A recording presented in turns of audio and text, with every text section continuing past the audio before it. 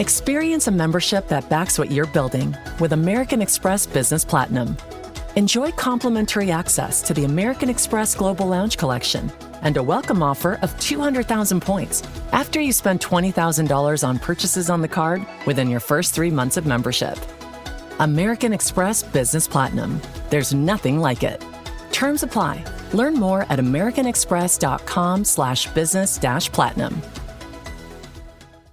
Welcome to Marvelous Disney, the podcast that discusses the most recent doings at one of the more dynamic divisions of the Walt Disney Company, which is, of course, Marvel Entertainment. This is entertainment writer Jim Hill, and I am recording this week's episode on Thursday, October 12th, 2023. First of all, apologies for this week's episode getting posted late. That's on me, folks. I had some family stuff on Wednesday that prevented Mr. Adams and myself from recording Mud at our usual time. As for why Aaron is absent from this week's show, Mr. Adams' dance card was very full. He only had one window of time this week when he was available to record Mud, and we missed that. So here we are. Solo show this week. Hopefully Mr. Adams will be back next week. But the upside is I'm recording this week's Mud right after having watched episode 2 of season 2 of Loki, which means you're going to get my take on the first 2 episodes of this new limited series from Marvel Studios.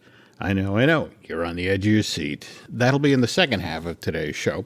But before we get started here, I wanted to note that New York Comic Con is already getting underway tonight down at the Javits Center. I hate that convention center, by the way. Getting into it's a nightmare. There is never any parking in the immediate area, so I always have to hike to the venue. And yes, I know, you can say the exact same thing about the San Diego Convention Center, but the difference is when you're out in Southern California, at least you have decent weather. You're not being blasted by this Arctic wind that comes barreling off of the Hudson. Speaking of the Hudson, and forgive me for being blunt here, but when you're down in the bowels of the Javits Center and in some of those smaller function rooms that they use for panels, there are still parts of that building that smell from the time it was flooded back in 2012 during Hurricane Sandy. Wow, what a build-up, Jim. You sound like a real fan of New York Comic Con. Hey, look. Your mileage may vary. Given that New York Comic Con is largely sold out this year, I mean, last time I looked, they only had a handful of tickets left, and those were only available for today, Thursday, October 12th. Clearly, my opinion is in the minority here, and at the very least, the fact that if you go to this year's New York Comic Con, you can get a group photo with Michael Rooker, Sean Gunn, Pom Kempetti, Karen Gillian, and Chakudi Awugi. That's Yondo, Kraglin, Mantis, Nebula, and the High Evolutionary from Guardians of the Galaxy Volume 3. That's worth the price of admission alone. Not to mention that Chris Evans, the MCU's original Captain America, will be appearing on the Empire stage on Saturday, October 14th, starting at 12:30. But again, this event is largely sold out in advance, runs through Sunday, October 15th, so here's hoping that everyone who attended or attends has a great time, and I would imagine there'll be some Marvel-related news coming out of this event. And speaking of news, the news portion of Marvelous Disney is brought to you by Touring Plan's very own travel agency. And if you're looking to head down to Walt Disney World anytime soon, these obviously knowledgeable folks can help. They'll even toss in a free subscription to Touring Plans with every vacation package you book for free. So before you book your very next trip to Florida, please check them out at touringplans.com/travel. Okay, we were just talking about New York City. Back in early March of this year, Daredevil, Born Again, began shooting down in New York City. The original plan with this new limited series from Marvel Studio was to shoot 18 episodes back-to-back over 8 months, and then to wrap production in November. But then production of Daredevil, Born Again was paused in mid-June due to the writer's strike. Now, fewer than half of those 18 episodes had been shot when production of Daredevil Born Again was paused in mid-June. But Kevin Feige reportedly took this opportunity to take a look at everything that was in the can, and then, the head of Marvel Studios supposedly found what he saw wanting, which is why just last month, Feige allegedly, quietly, let the head writers of Daredevil Born Again, Chris Ord and Matt Corman, go. Kevin then supposedly released the directors who'd been signed to helm the remaining episodes for this limited series, because according to The Hollywood Reporter, what's now needed on Daredevil Born Again is a creative reboot of the entire series? Oof. So Feige is now supposedly looking to hire a whole new set of writers and directors for Daredevil Born Again, not to mention eyeballing all of the footage that was previously shot to see what, if anything, can be salvaged or reused for the reimagining of this limited series for Disney+. FYI, the MCU originally reportedly budgeted $150 million for the production of all 18 episodes of Daredevil Born Again, and you gotta wonder how much additional money Marvel Studios is now going to need to complete the revised version of this limited series. And where's the money to fund these reshoots gonna come from? The Marvels. Opens in theaters, begins its Thursday night previews 4 weeks from today, on November 10th. Not only that, but in spite of the tensions that currently exist between the U.S. government and the Chinese leadership, the Walt Disney Company was able to arrange a day and date release from the Marvels in China. That's a very big deal, folks.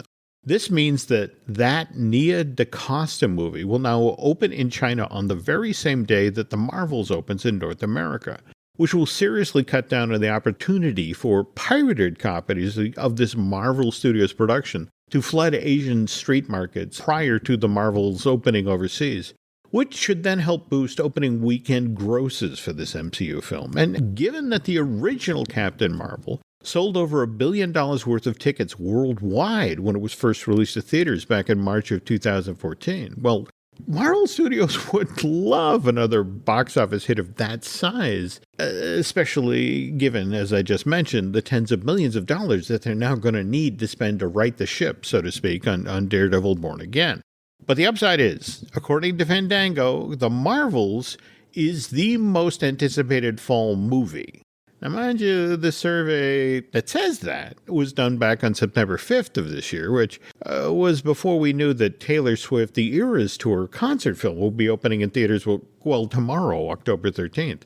As of 6 days ago, that Taylor Swift concert film had already crossed the $100 million in advance ticket sales barrier, so who knows where it sits today.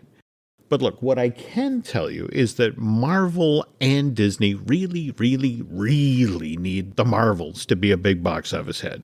The summer and spring of 2023 were filled with films that underperformed, some of them pretty seriously, when it came to worldwide ticket sales. Again, we're talking about movies that, according to the Mouse's marketing team, were all surefire, couldn't miss. Films like the live-action version of Little Mermaid, Indiana Jones and the Dial of Destiny, and the Haunted Mansion.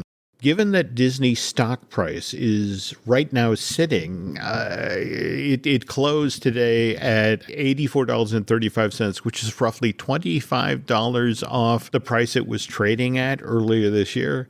The company desperately needs both the Marvels, which again opens in theaters on November 10th, and then Disney's Wish, the company's next full-length animated feature, which opens in theaters just 12 days after the Marvels on November 22nd, to both become must-see movies. Because otherwise, especially given how the writer's strike, which was resolved a little more than 2 weeks ago on September 27th, and the actors' strike, which is still dragging on at this point. And in fact, just yesterday, the AMPTP broke off talks because SAG-AFTRA rejected their most recent offer. And at this point, nobody knows for sure what Marvel and Disney will be able to deliver to exhibitors come 2024 and 2025, which, if you're a Marvel Studios and what you're looking to sell both subscription streaming service users as well as the movie-going public is the Marvel Cinematic Universe, this immense interconnected world where all sorts of stories link up, you honestly don't need another problem right now. I mean, you've already got Bob Iger, the returned CEO of the Walt Disney Company, who's been saying things like, maybe we're making too much Marvel stuff for Disney+, which is then undercutting the appetite for moviegoers for the new Marvel films when they're released to theaters. And I know we talked about this in the show previously, but then there's the ongoing Jonathan Majors situation. Again, we talked on last week's show about how Majors' next court date in regard to his domestic violence charge is 2 weeks from now, October 25th. But yeah, and Majors, or should I say his character Kang the Conqueror, is the key, the thread that runs through this slew of Marvel movies and limited series for Disney Plus that's supposed to run now through May of 2026, which is when Avengers: The Kang Dynasty arrives in theaters. And so what's going on behind the scenes at Marvel Studio in regard to the Jonathan Majors situation? According to what Kevin Wright recently said, he's the executive in charge of production and development at Marvel Studios, not to mention being the executive producer of Season 2 of Loki. What he said in a recent interview with BuzzFeed is that this is a complicated situation. Kevin is a gift for understatement, don't you think? Back to his interview with BuzzFeed, Wright admitted that Marvel management wasn't sure how the fans would react when Majors came back on the canvas for Season 2 of Loki. Just a reminder, this time around, Jonathan isn't playing He Who Remains, the character he played in the Season 1 finale of Loki, nor is Majors reprising his role as Kang the Conqueror from this year's Ant-Man and the Wasp: Quantumania, but this is a brand new character, Victor Timely. Anyway, what Kevin told BuzzFeed was, I hope that viewers will be engrossed in the story that Season 2 of Loki tells, and not just fixate on Jonathan's performance, but rather enjoy all of the performances by all of the members of the cast of this limited series. And when asked if, because of the legal challenges that Majors now faces, Marvel made any changes to Season 2 of Loki, Wright very emphatically denied this, saying simply that this is the story we set out to make. It's a good story, and it's really beautifully performed by everyone. So I hope that people will embrace Season 2 of Loki and enjoy it. In a follow-up question, when Wright was pressed by BuzzFeed if Marvel had reduced Jonathan's on-screen appearances in Season 2 of Loki in any way, Kevin went on to say, it felt hasty to do anything without first knowing how this all plays out. So there you have it. Marvel Studios is standing by Jonathan Majors, for now, anyway. And honestly hoping that this actor, come October 25th of this year, things somehow resolve themselves favorably for this actor. Because, as I mentioned at the top of this segment, so much of Phase 5 and Phase 6 of the MCU now depends on this one actor being able to portray so many different characters in upcoming movies to be released theatrically and limited series for subscription streaming. And speaking of limited series for streaming, 2 coming up in 2024 that Disney Plus subscribers are really looking forward to, Ironheart, which continues the story of Riri Williams, the character played by Dominique Thorne that was first introduced in 2022's Black Panther: Wakanda Forever, and Agatha Darkhold Diaries, which continues the sinister saga of Agatha Harkness, the witchy character that Kathryn Hahn played in Disney Plus's WandaVision back in January of 2021. Where this gets interesting is that Sacha Baron Cohen supposedly plays the very same character in both of these limited series. But all it would reportedly say on the daily call sheet for Ironheart and Agatha Darkhold Diaries on those days when Sacha supposedly had to be on set was, well, Mr. Cohen was playing someone called Mystery Man. However, late last month, Marvel pre-registered the first episode for Ironheart with the U.S. Copyright Office. And in the paperwork that was filed for this pre-registration, it was reportedly revealed who Sacha Baron Cohen is playing in multiple MCU projects. And that's Mephisto. What, kind of a cool thing to learn just before Halloween. And speaking of cool Halloween-related things, following up on a story that we shared on last week's Marvelous Disney, Anna Fenty wrote in to say, "Hey Jim, I was at Werewolf by Night live with the Minnesota Orchestra. It was spectacular. 10 out of 10. It made it so much more dramatic and larger than life. Plus, seeing Werewolf by Night on the big screen was so fun. Such a better vibe than sitting in a sticky movie theater." FYI, the second one of these Marvel Werewolf by Night events, where the TV special is then screened while a live orchestra plays, is being held at the Kennedy Center on October 21st. With Michael Giacchino, the actual director of Marvel Werewolf by Night, not to mention the guy who wrote the score for this TV special, conducting. I sadly will have to miss out on seeing that in person. Hopefully they'll do more of those Werewolf by Night screenings with a live orchestra next year. I'd really love to see that in person. And speaking of more, there will be more Marvelous Disney in a moment. But first, this. The family that vacations together stays together. At least that was the plan. Except now the dastardly desk clerk is saying he can't confirm your connecting rooms. Wait, what? That's right, ma'am. You have rooms 201 and 709. No, we cannot be 5 floors away from our kids. The doors have double locks. They'll be fine. When you want connecting rooms confirmed before you arrive, it matters where you stay. Welcome to Hilton. I see your connecting rooms are already confirmed. Hilton. For this day.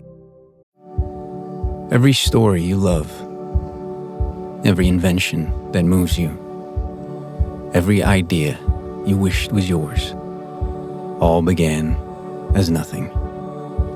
Just a blank page with a blinking cursor, asking a simple question. What do you see? Great ideas start on Mac. Find out more on apple.com/Mac. Does it ever feel like you're a marketing professional just speaking into the void?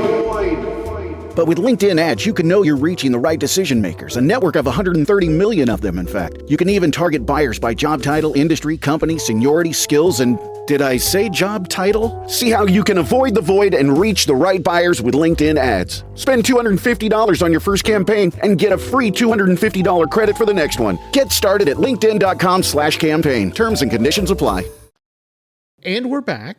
Okay, so we talked at the top of the show about the whole Daredevil Born Again situation, how Kevin Feige reportedly let the head writers of that limited series go and is now allegedly looking for new writers to take that show in an entirely different direction, which, as you might expect, this news rocked the Marvel fan community.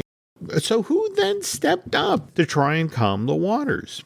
Vincent D'Onofrio, the actor who plays Kingpin in the MCU, and the guy who's been working on Daredevil Born Again for months now. He hops on social media to try to tame the furor that broke out yesterday with MCU fans. And what Vincent said is, look, we're going to try to bring forward the best series we can, one we can be proud of. So have some faith and trust, my friends. And speaking of proud, you have to assume that the folks at Disney Plus were happy when the viewing numbers came in for episode 1 of season 2 of Loki. From what I've been told, the season 2 debut of this limited series got the best numbers that this subscription streaming service has seen since Mandalorian season 3 debuted on Disney Plus back in March of this year. We're talking 10.9 million views globally over the first 3 days that episode 3 of season 2 of Loki was available for streaming. All right, we've now reached the part of the show where we're going to talk about episode 1 and 2 of season 2 of Loki. And there will be spoiler, folks, so you have been warned. First of all, I have to say, it just feels bizarre to me that the last episode of season 1 of Loki aired on Disney Plus back on July 14th, 2021, 27 months ago. I mean, it seems like 5 minutes ago. I don't know, maybe Miss Minutes worked her magic and time collapsed in on itself, but Ouroboros, that's the title of episode 1, picked up right where For All Times Always, and that's the season 1 finale of Loki, left off. Loki's back at the TVA, but his new friend and co-worker Mobius now doesn't recognize him. Worse than that, Loki begins to time slip in front of Mobius, and I have to say, I love Owen Wilson's acting in these scenes. He's trying to be supportive of what his friend is going through, but at the same time, Mobius is clearly nauseated or horrified by what he's seeing. And all right, anyway, so Mobius takes Loki down to see Obi, Kei-Hyun Kwan's Ouroboros character, and I got to tell you, I love how positive and chatty this character is. But at the same time, these scenes also give you a sense of how truly scary and screwed up a workplace the TVA must be. I mean, the last time Mobius and OB interacted was 400 years ago. And this was only because Mobius accidentally stumbled into OB's workspace by accident.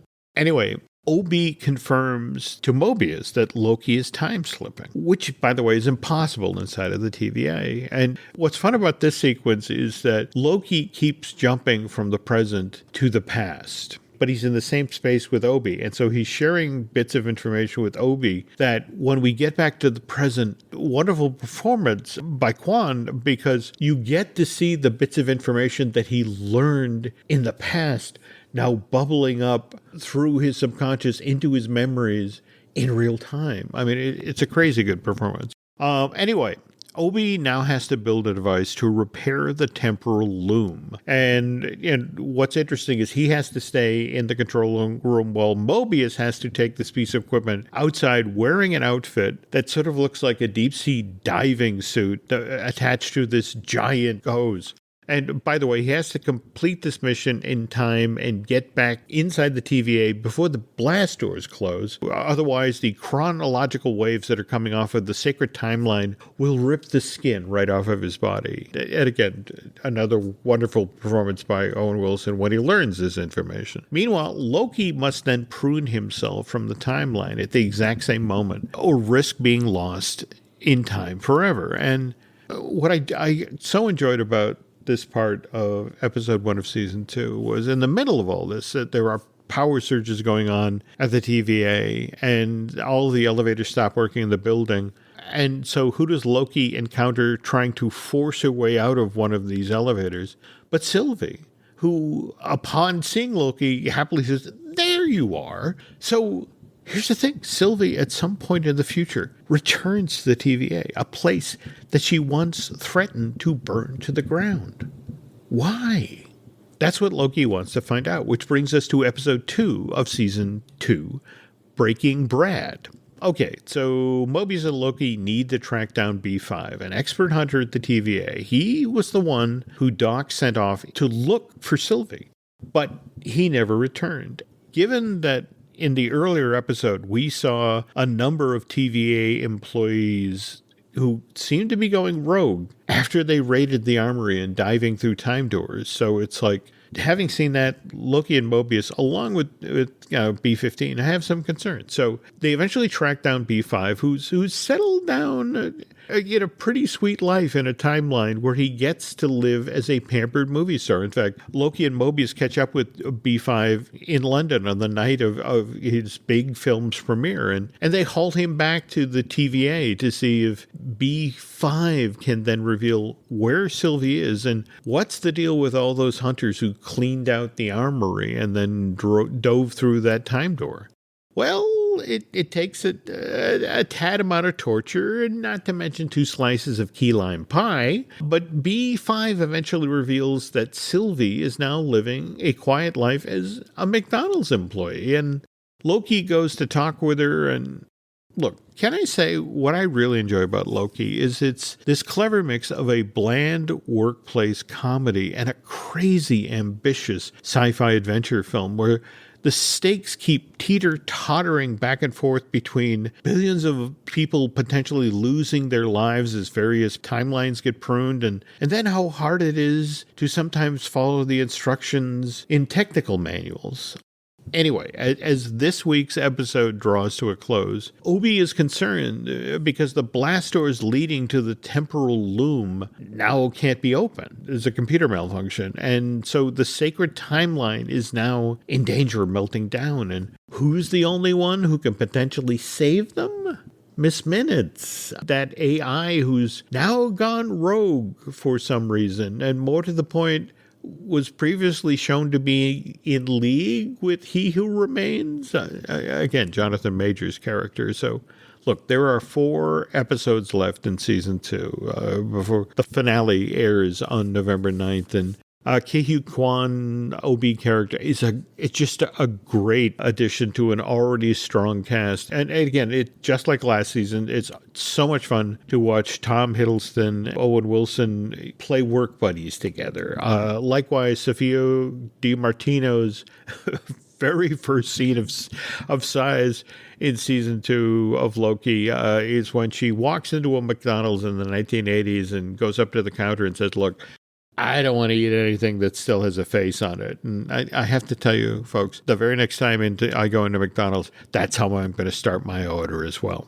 Look, if you're not already watching Loki, you're missing out on a really well-written, handsome show that's both funny and exciting. And me personally, I just can't wait to see where this story goes next. Just a reminder, though, new episodes of Loki drop every Thursday night at 9 p.m. East Coast time, 6 p.m. West Coast time. And there are just 4 more to go in season 2. Okay, so tonight, while I was waiting for episode 2 of season 2 of Loki to start, I killed time by reading the copy of Joanna Robinson's, Dave Goles, and Gavin Edwards' new book, which is MCU, The Reign of Marvel Studios. Amazon dropped off my copy of this 512-page hardcover that Live Right Press made late yesterday afternoon, and been paging through it for the past few hours, and I have to say I am learning a lot about the company that I never, ever knew. Like, take, for example, how the plan for Marvel to have its very own movie studio was hatched back in 2003 over lunch at Mar-a-Lago. Yes, that Mar-a-Lago. And Donald Trump himself makes a cameo appearance in this part of the book. It starts with the now former president of the United States making his way through the Mar-a-Lago dining room, glad-handing and schmoozing when he comes upon an odd couple, Ike Perlmutter and David Maisel. Now, Trump knew Perlmutter well as a friend and a fellow member of the unofficial New York Plurocrats Club. And Perlmutter would eventually become a major donor to Trump's presidential run. By the way, membership at Mar-a-Lago was the only known luxury for the frugal Perlmutter. Now, Trump wasn't familiar with Perlmutter's lunch companion. Tall and lanky, David Maisel seemed much younger than his 40 years, and his mind was always spinning with business plans and financial schemes, and sometimes Maisel would come up with ideas faster than he could get words out of his mouth. He spoke quickly and enthusiastically and with an occasional stammer, and now, in Donald Trump's dining room, he was eagerly trying to talk his way into a dream job. And Perlmutter, on the other hand, had taken Maisel to Mar-a-Lago for a meal that would help chip away at that club's annual $2,000 dining minimum. And before the appetizers arrived, Maisel launched into his pitch. What if Perlmutter and Marvel could keep the money from blockbuster superhero movies instead of most of that money going back to studios like Fox for X-Men or Sony for Spider-Man? What if Marvel Studios were a real studios, not just a glorified production company? And what if David could make that happen without Perlmutter having to contribute his own money? And now that's what's great about MCU, the reign of Marvel Studios. It takes you behind the scenes on this nearly 2-year-long struggle to get what David was pitching to Ike to actually happen. That occurred in November of 2005 when Maisel, with Perlmutter's blessing, convinced Merrill Lynch to put up the money necessary to launch Marvel Studios. And they then, in turn, convinced Paramount Pictures to distribute these movies, 6 in total to start. And today, there are 40 some theatrical releases and limited series, and MCU, the reign of Marvel Studios, takes you behind the scenes on all of them, and on how all of these came together. It's a great, great read, folks. Definitely check it out. And speaking of behind the scenes, 32nd Street, Aaron Adams' Patreon project, that takes you behind the scenes on Madison Avenue, and that show is always worth checking out. And speaking of shows worth checking out, we have a couple of other podcasts here. We have Disney Dish that I do with Len Testa. We have Fine Tuning that I do with Drew Taylor. That's animation news. And by the way, Mr. Taylor has a wonderful podcast of his own, Light the Fuse, the official Mission Impossible podcast, which he does with Charles Hood. You should check that out. We also have Looking at Lucasfilm that I do with Brian Gahn. I also want to remind you that Len and Mai's new project, Disney Impact, our first ever video series that we're producing in collaboration with Jim Schul, veteran Imagineer who spent 30 years at the Walt Disney Company, creating some of your favorite attractions for the park. Rides like Rock and Roller Coaster and Mater's Junkyard Jamboree. That show has finally officially launched. If you want to get a taste, head on over to our YouTube channel. And if you like what you see, I encourage you to head on over to Patreon and sign up. And while we're encouraging you to do things here, if you could please head over to Apple Podcasts and rate and recommend, well, not just the show you're listening to tonight, Marvelous Disney, but if you could also put in a kind word for 32nd Street, that would be great as well. Likewise, if you really, really, really like what you heard here, if you want to go over to Bandcamp and subscribe, that would be cool. Let's see, what else? Social media. If you're looking for Aaron on social media, he is AZA and then PROD. You can find me on X and Twitter, as well as Instagram as Jim Hill Media, and on Facebook as Jim Hill Media News.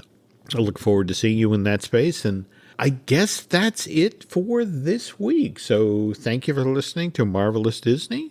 And hopefully Mr. Adams and I will be back together next week. Till then, take care.